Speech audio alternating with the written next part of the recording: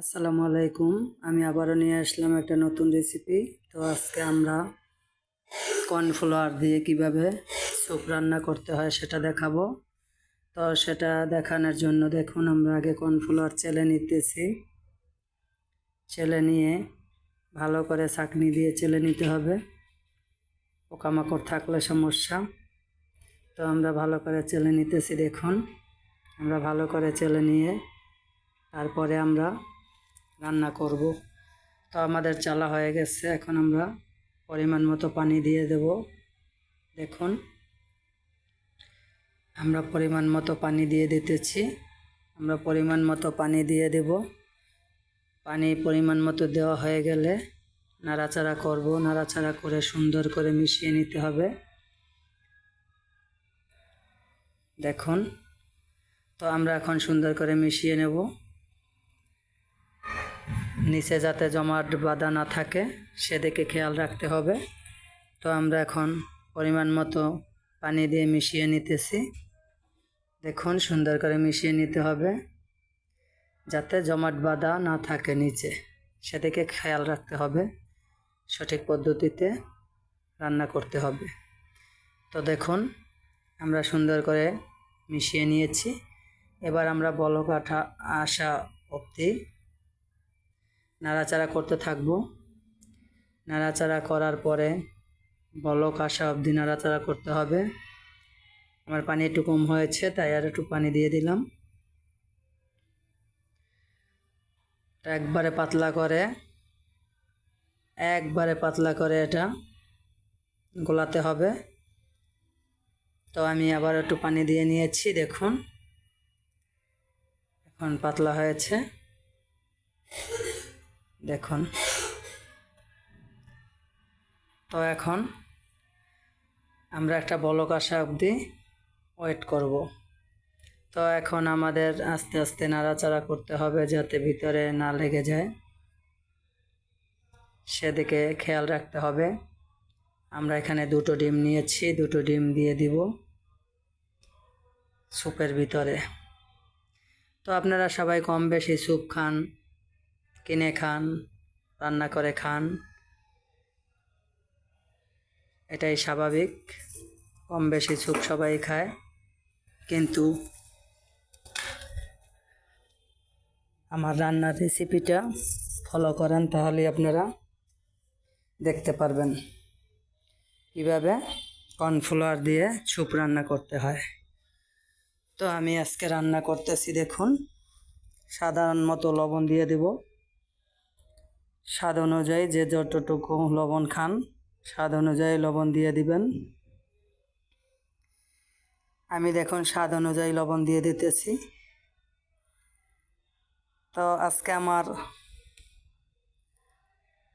রেসিপিটা আপনারা ফলো করুন, তাহলে এভাবে ঘরে বসে স্যুপ রান্না করে খেতে পারবেন। 50 টাকা 70 টাকা দিয়ে প্যাকেট কিনে না খেয়ে এভাবে কর্নফ্লাওয়ার কিনে আপনারা ঘরে বসে রান্না করে খেতে পারেন। দেখুন, আমরা এখন ডিম দিয়ে দিতেছি। আমরা এখন আস্তে আস্তে ডিম দিয়ে দেব। দেখুন,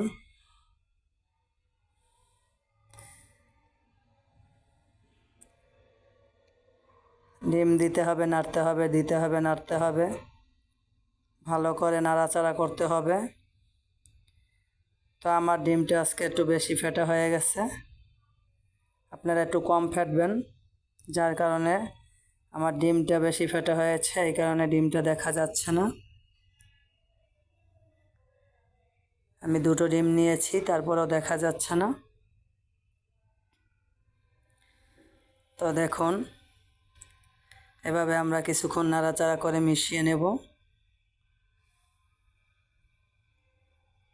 তো আমার একবারে ঘন হয়ে গেছে। দেখুন, আমার আসলে কর্নফ্লাওয়ারটা একটু বেশি দিয়েছি, তো তাই বেশি হয়েছে। আপনারা পরিমাণ মতো দিয়ে নেবেন। অল্প একটু রান্না করবেন, তাতেই হয়ে যাবে এক পাতিল। তো আমি একটু বেশি দিয়েছি, আমার আবার অনেক মেহমান আসবে, তো এই জন্য আমি বেশি রান্না করতেছি। তো দেখুন, এখন আমার এই পাতিলে হবে না, আমার আর একটা পাতিলে ঢেলে দিতে হবে। তো আমি আর একটা পাতিলে ঢেলে দিয়েছি। এখন দুটো ডিম দিয়েছিলাম, তাতে হবে না, এখন আর একটা ডিম দিয়ে দিতেছি।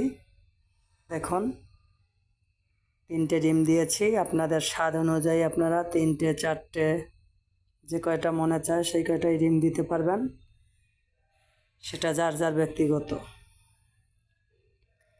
আপনি যদি চান আপনি একটা ডিম দিয়ে খাবেন সেটাও খাওয়া যাবে, 5টা ডিম দিয়ে খাবেন সেটাও খাওয়া যাবে, তাতে কোনো সমস্যা হবে না।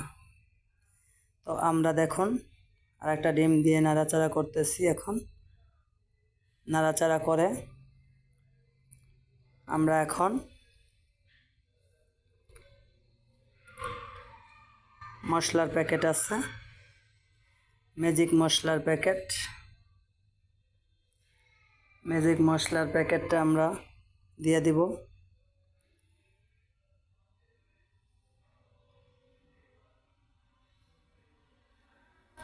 ম্যাজিক মশলার প্যাকেট দিলে অনেক স্বাদ হয়, নুডলসের সাথে খায়, এটা সবাই জানে ম্যাজিক মশলা।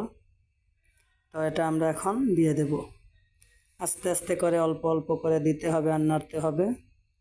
অল্প অল্প করে দিলে আর নাড়তে থাকতে হবে যাতে করে মিশে যায় ওটার সাথে, তা না হলে একসাথে দিলে জমাট বেঁধে যাবে।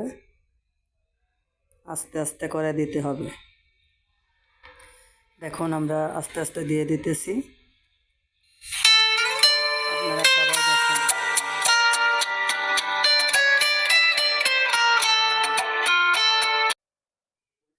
আস্তে আস্তে করে মশলা দিয়ে মিশিয়ে নিতে হবে। তো মিশিয়ে নেওয়ার পরে আমাদের কাজ শেষ, আমাদের রান্না শেষ। আমরা এখন পরিবেশন করতে পারবো ইনশাল্লাহ। আর একবারে সংক্ষিপ্ত কাজ, শুধু রান্না আর খাওয়া। আমাদের রান্না হয়ে গেছে। তো আমার রেসিপিটা ভালো লাগলে আপনারা সবাই লাইক কমেন্ট শেয়ার করবেন, আমার চ্যানেলটি সাবস্ক্রাইব করবেন, আমার পাশে থাকবেন নিত্য নতুন ভিডিও পেতে। আমার চ্যানেলটিকে সাবস্ক্রাইব করে রাখবেন। তো আমার চ্যানেলটি নতুন, আপনারা সবাই সাবস্ক্রাইব করে পাশে থাকবেন ইনশাল্লাহ।